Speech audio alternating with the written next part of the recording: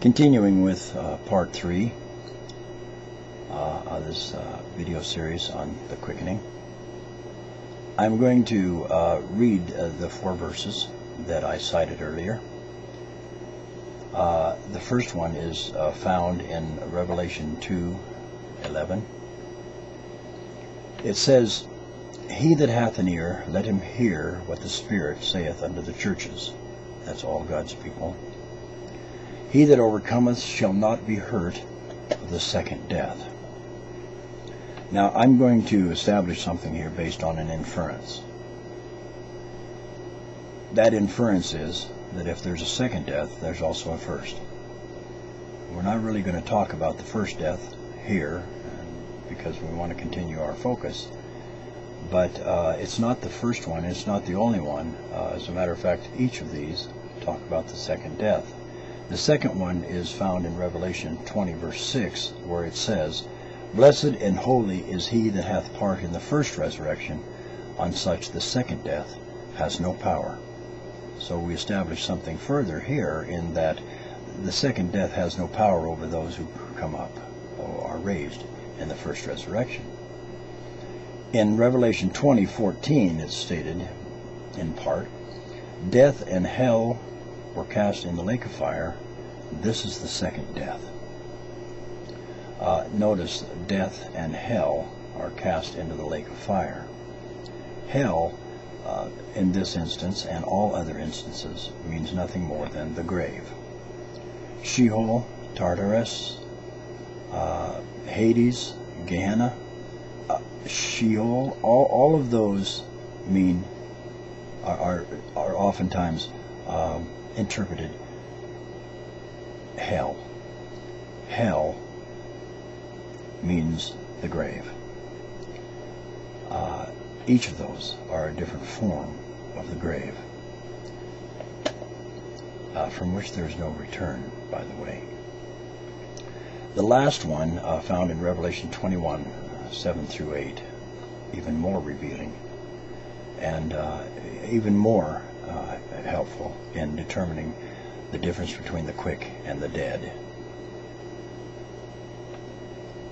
Stated there in Revelation 21:7-8, it says this, "He that overcometh shall inherit all things, and I will be his God, and he shall be my son. But the fearful, and the unbelieving, and the abominable, and murderers, and warmongers, and sorcerers, and adulterers, and all liars shall have their part in the lake that burneth with fire and brimstone, which is the second death." I'd like to continue this study on death, dead, but what we want to look at here is those are the ones who do have a part in the second death. The murderers, the abominable, the unbelieving, whoremongers, sorcerers, and adulterers, and all liars.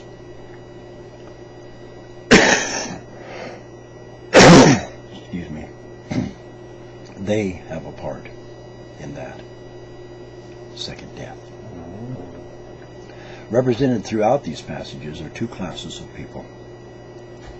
Those who rise in the first resurrection and those who suffer the second death and actually are raised in the second resurrection. Revelation 2:11 and 2:6 both contain promise to those who overcome and those who have a part in the first resurrection.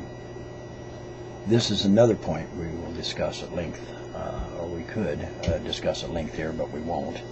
But let me refer to you to 2 other documents on my website, one called The Next Coming of Christ, and the other one called The 2 Resurrections. We will be studying that in the near future in other video series. In those 2 studies, you will find points that illustrate the 2 classes of people that will exist on planet Earth when Christ returns to take his people home. Those who have overcome and those who have not.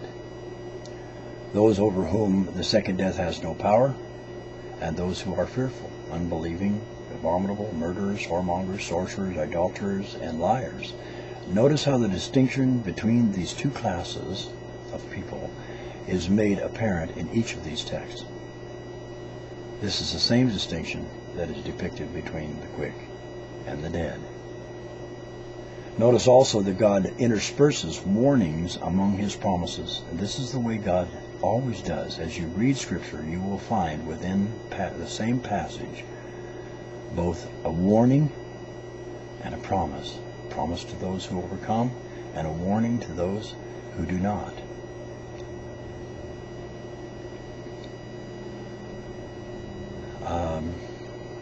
He will continue to warn the wayward, and he will continue to bless his people with promises, right up until it is said, he that is unjust, let him be unjust still. He which is filthy, let him be filthy still. He that is righteous, let him be righteous still. And he that is holy, let him be holy still. And behold, I come quickly. That's a warning. My reward is with me. That's a promise. Right up into the end.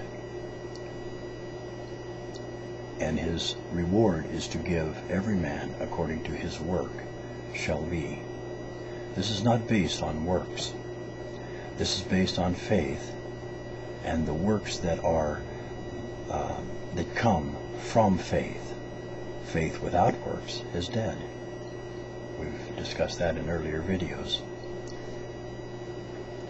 As we continue to look at these, we want to see this distinction that is drawn between these two classes of people.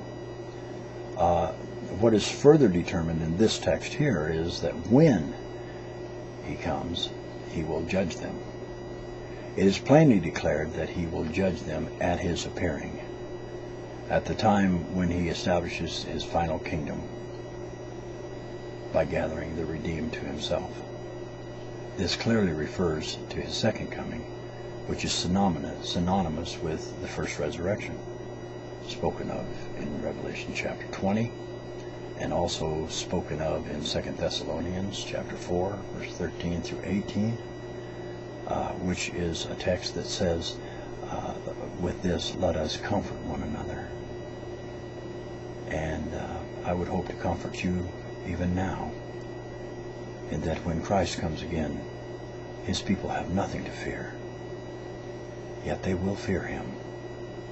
They will respect him. They will reverence him. They will honor him. But if we do not reverence and respect and honor God in life, we will not be honoring him when he comes. For us, for those who do not, we are warned of the second death. We will continue this in our next video, beginning with the word quicken. And this one really starts exploding and expanding this principle.